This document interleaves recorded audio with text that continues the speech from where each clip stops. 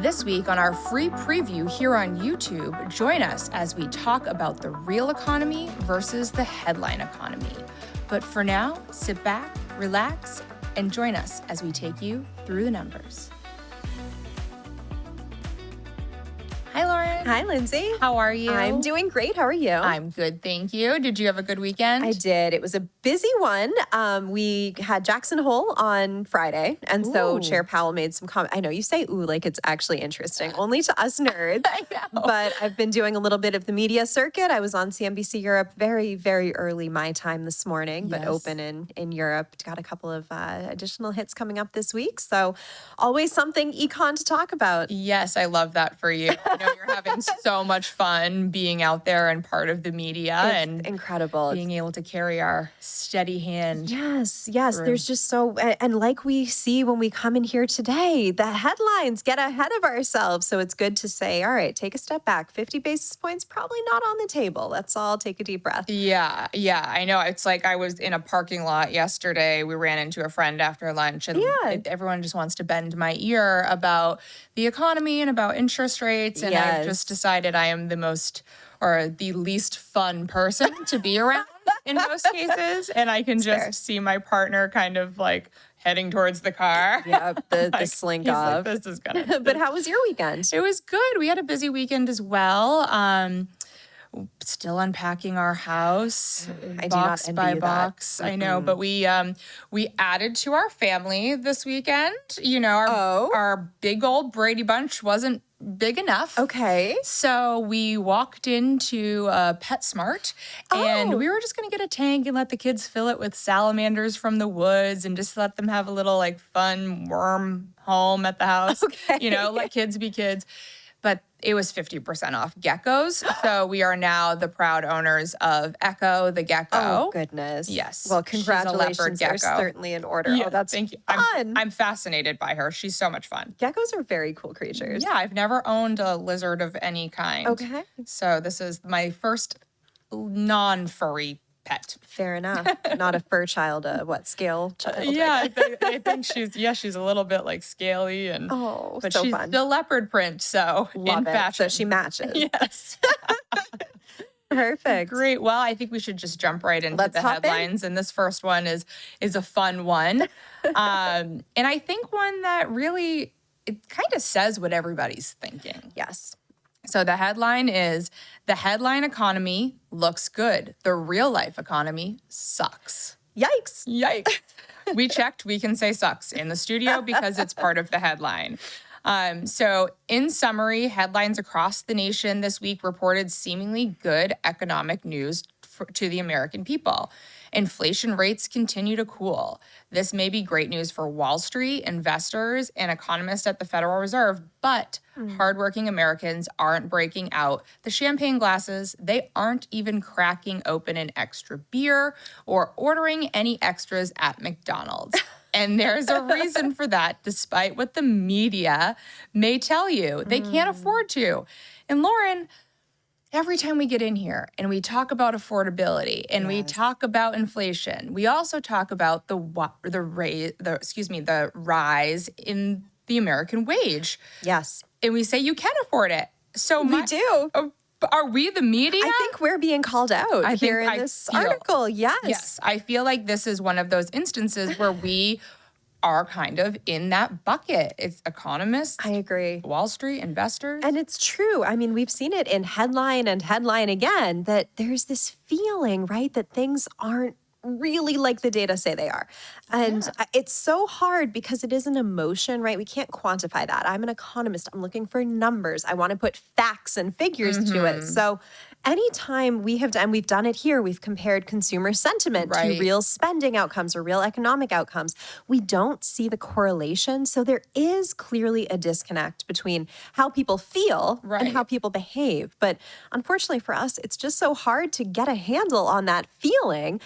That yes, I agree. We don't really, and none of the numbers, I have a lot of numbers for you today. I have a lot of my own complaints to make, but they don't reflect this sentiment. Yeah, well, I think that it's fair to ask, is is the American economy a little bit two-faced? They refer to it as the real economy and the headline economy. Yes. So it says that the one that is looking good to a slim percentage of Americans, this is what they call the headline economy. Right. It is represented by the Consumer Price Index, which and maybe just because we're here, have always learned that you want to lean on the CPI to understand inflation. Right. But yeah, so represented by the CPI, the Dow Jones, the NASDAQ.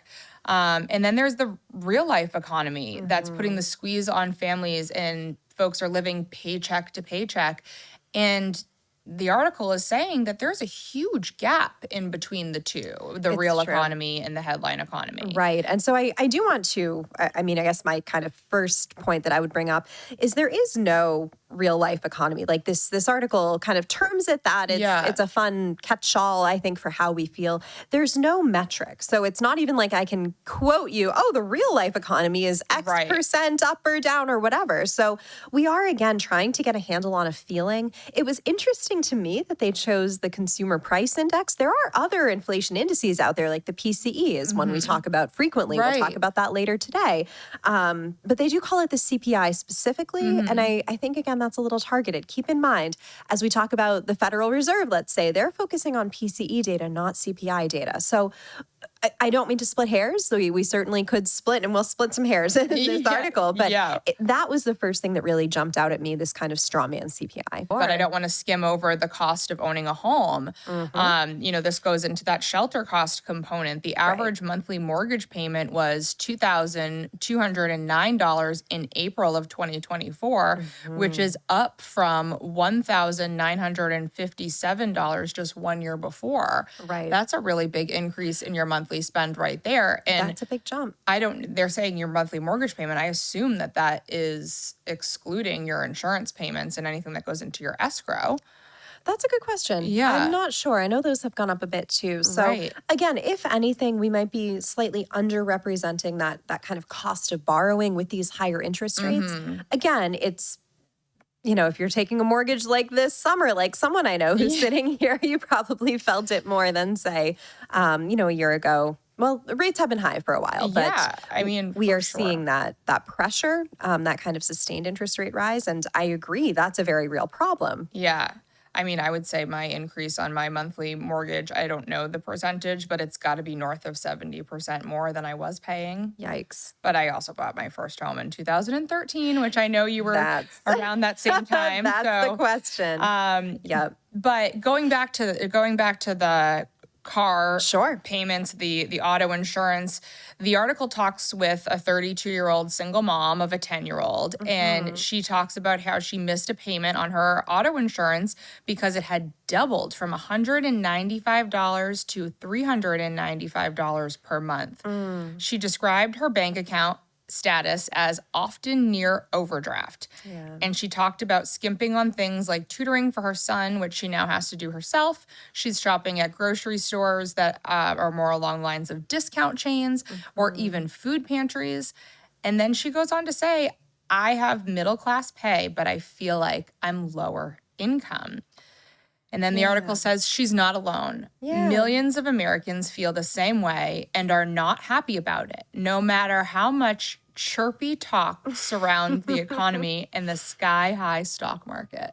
Are we chirpy? I really started to wonder here if we are falling into the same trap as the headlines. But I think what's important to note, and you said this more eloquently than I will say it at the beginning of this, it's that all of this is based on a feeling. All of this is based on factors that we cannot necessarily analyze. That's the question. So when you're talking with an economist or someone who's an analyst or a nerd like you and I, we're only going to be able to speak to the numbers. Which unfortunately, in headlines and in media, I guess could come off as chirpy to the everyday American who is truly feeling a lot different. Struggling. But again, I wish I had numbers for this woman. Again, I'm not going to go ask her income, but it was funny for me to say that she considers herself middle income. but doesn't feel that she's middle income. We actually, I have seen surveys here. The number of Americans who consider themselves middle class, Yep. it is huge. It is almost everyone, except for the very, very lower and very, very upper. Everyone Interesting. likes to think they're middle class, Yeah. even if you're on the down and on the up end. So I was curious here again. And the one thing, I know I've said this before, I know I'll say it again, the plural of anecdote is not data. This is a sad story, right? Yeah. They, that her car insurance payment went up so much. It seems like something else. Like, did you have an accident and something else happened here? Right. That doesn't seem like a logical jump to me. But sure, it happened to this one woman, which is why she's in this article, Right. right? We cherry pick the example that we want to give. That's why I like something for all its faults, like the CPI, because it lets us compare apples to apples. It gives us that broad-based, not just, you know what, Lyndsay, I feel fine today, so there's no problem. Like, that's also not what I want to say here to pull out an anecdote. Right. So yes, there are some real problems and there are pockets of real concern in our consumer base. But overall, again, all I can take are the averages. All I can take is kind of that sum total of the US. I don't see that much real strain. Right. It's just so interesting. And to counter the CPI, the article talks about the real life cost index. Yep. Now, I couldn't find it in the article. I've not seen it in our database. Yeah. Can you please tell us what the real life cost index is, or is it made up? Yeah, you haven't seen it because it doesn't exist. This is another of those feelings. And again, I see what they're getting at here. I don't think it's completely honest and accurate how this article writer was trying to, and this is an Yeah. opinion piece. I want to be clear, It's right? an They're opinion piece. very clearly trying to push one idea.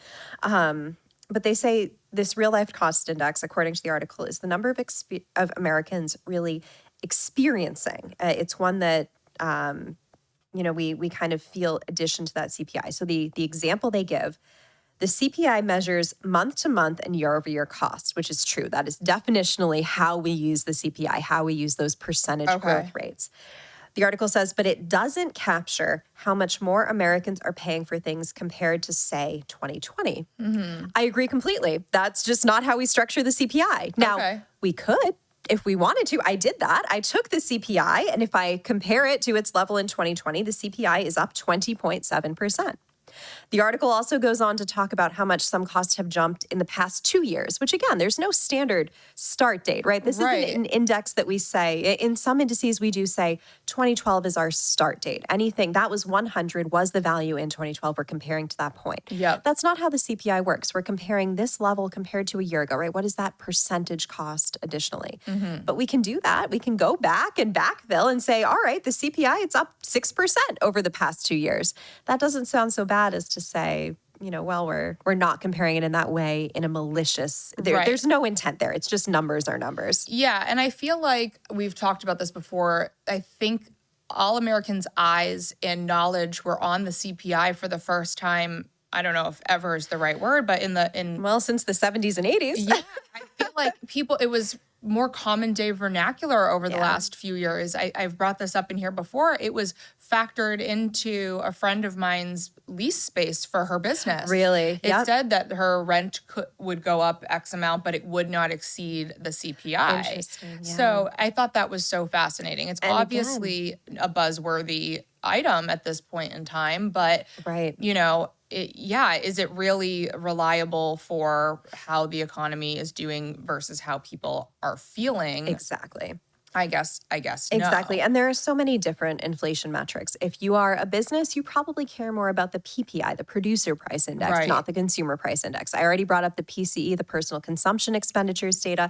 There's a lot of inflation data out there. It's just that we haven't been paying attention because inflation's been so low for so long. I was going to say, You're exactly right. Yeah, we talked about that. It really for our generation, the working generation, the generation that has the ability to own homes right now, we have experienced next to no inflation in our lifetime. Exactly. So the feeling of course, is going to feel worse when you're experiencing Yes. pressure for the first time. Right? It's a shock to the system. Yeah. So I love to go and speak with older, say, CEOs of companies, and they say, well, the 70s and 80s, I mean, this is nothing. We were at Right. such higher CPI rates.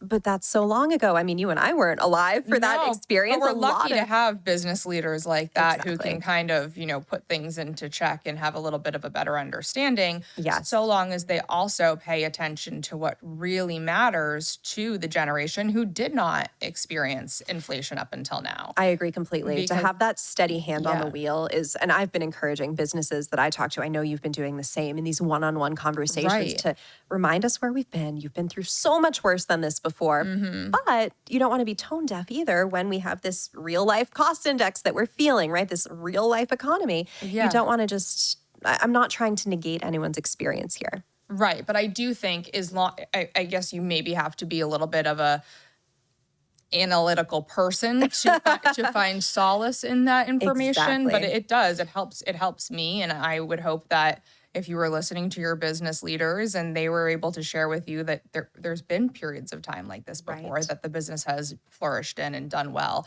And then as long as you're making sure that from a management standpoint, you're hitting on those key factors that you can control to keep your employees happy. Exactly. And again, don't be tone deaf. Context is everything. That's all the time we have for today here on our free segment on YouTube. Please remember to like and subscribe. And if you'd like to subscribe to full-length episodes, click on the link in the description below. But until next time, bye, Lauren. Bye, Lyndsay.